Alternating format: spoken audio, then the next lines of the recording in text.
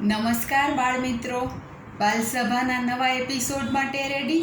તો ચાલો આજની નવી વાર્તા. એક નાનકડું મસ્ત મજાનું રાજ્ય હતું. એમાં એક વેપારી રહેતા. શેઠનું નામ દલસુખભાઈ. વેપારી ખરા, પણ એટલા કંજૂસ. પૈસો પણ વાપરે નહીં, વાપરવાય ન દે. વસ્તુમાં એવું, પોતાની પાસે વસ્તુ સારી સારી હતી પણ પોતે ન વાપરી શકે સ્વભાવને હિસાબે, અને કોઈને વાપરવા ન દે. એને એમ જ થાય ખરાબ થઈ જશે તો, વપરાઈ જશે તો. એની પાસે છે ને એક સરસ મજાની ચાંદીની થાળી હતી, નાનકડી ચાંદીની થાળી. પોતે તો કોઈ દિવસ એમાં જઈમાં જ નહીં. પછી શું થયું ખબર છે? એક દિવસ એને ત્યાં એક પેલા સંત હોય ને, સાધુ મહારાજ, એ ભિક્ષા લેવા આવ્યા. તો 1 મિનિટ માટે તો દલસુખભાઈને એમ થયું કે લાવને આ ચાંદીની થાળી છે ને મસ્ત, એમાં હું એને જમવાનું આપું. પછી એમ થયું કે ના ના, આ તો ભિક્ષુક છે, હું કોઈ છે ને મોટા માણસ હશે ને એને એમાં જમાડીશ. આવું વિચાર તેણે સાદી થાળીમાં એને જમવાનું આપી દીધું.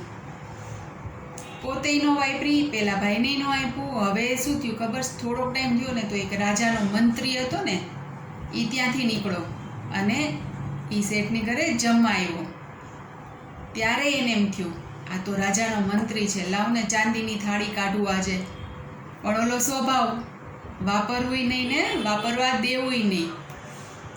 એ કે ના ના, આ તો છે ને રાજાનો મંત્રી છે, આને ક્યાં ચાંદીની થાળીમાં જમાડવો. રાજા આવશે ને તે દિવસે હું એને આપીશ. થોડોક ટાઈમ થયો ને તો શું થયું? એ રાજ્યનો રાજા છે ને, એને ત્યાં આવ્યો. હવે દલસુખ શેઠને એમ થયું કે લાવ, રાજા છે તો કાઢું, રાજાને માટે તો રાખી હતી. પણ થયું તું કેવું ખબર છે? થોડાક જ દિવસ પહેલાં યુદ્ધ થયું હતું, અને આ રાજા સામેવાળા જે યુદ્ધ કરતા હતા ને, એ દુશ્મન દેશ સામે હારી ગયા હતા. એટલે એના રાજ્યનો થોડોક ભાગ છે ને એ દુશ્મનને આપી દેવો પડ્યો હતો. તો દલસુખભાઈને એમ થયું આ રાજા તો છે, પણ આ તો હારેલા રાજા છે. હમણાં થોડાક જ દિવસ પહેલાં હાર્યા હતા, થોડોક ભાગ તો બીજાને આપી દેવો પડ્યો છે. હું તો કોઈ એકદમ એવા વિજેતા રાજા હશે ને, કોઈ બીજા એવા હશે ને ગૌરવવાળા, એને હું આપીશ. એટલે રાજાને નોર્મલ થાળીમાં જમવાનું આપી દીધું. દલસુખભાઈ તો દિવસે ને દિવસે મોટા થતા ગયા, ઉંમર વધતી ગઈ. એમ કરતાં કરતાં બુઢા થઈ ગયા. ચાંદીની થાળીમાં પોતે ક્યારેય જમ્યા નહીં, કોઈને જમવાય ન આપ્યું. અને પછી શું થયું? એ તો પછી બહુ બુઢા થઈ ગયા ને પછી મરી ગયા, ભગવાન પાસે જતા રહ્યા.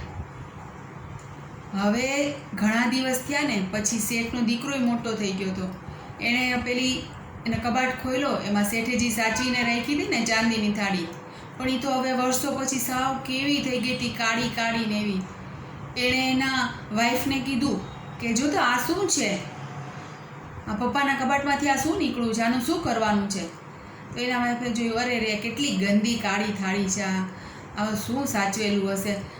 એક કામ કરીએ, આપણે રોજ બહાર કૂતરો આવતું હોય ને, ન આપતા હોય રોટલી દૂધ કે કાંઈ, પેલા બેન છે ને રોજ એ કૂતરાને આપતા હતા. એ કે આપણે એક કામ કરીએ, આ મોતી રોજ આવે છે ને રાતે રોટલી ખાવા, આ એમાં નાખી દેશું, બહાર મૂકી દો. જે થાળીમાં સંતને ન આપ્યું, મંત્રીને ન આપ્યું, રાજાને ન આપ્યું, પોતે કોઈ દિવસ ન જમ્યા, છેવટે થાળીમાં કોણ જમ્યું? મોતી, પેટ ડોગ. મજા આવી? પણ આની પરથી શું શીખશું આપણે? કે આપણી પાસે કોઈ પણ વસ્તુ હોય તો આપણે એનો પ્રોપર ટાઈમે યુઝ કરશું.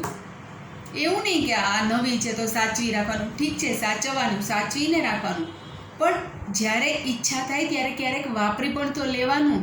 અને જો ક્યારેય એવું લાગે કે આ વસ્તુ મારા માટે હવે કામની નથી, બીજાને યુઝ થઈ શકે એવી છે, તો આપણે શું કરશું? બીજાની સાથે એને શેર કરશું, બીજાને આપશું વાપરવા માટે. કારણ કે વસ્તુ તો પડી ખરાબ જ થઈ જવાની છે. જો આપણા ઉપયોગમાં આવે તો આપણે ઉપયોગ કરવાનો, અને જો ન થાય તો બીજાને યુઝ કરવા આપવાનો, નહીતર પછી થાળી કાળી થઈ જાય અને પછી મોતીને આપવી પડે. મજા આવી તો શું કરશું? લાઈક કરશું, શેર કરશું અને સબસ્ક્રાઈબ કરશું. પણ બધું કરતાં કરતાં આપણી મેઇન વાત ક્યારેય નહીં ભૂલીએ, પપ્પા મમ્મીનું માનશું. Bye bye, take care.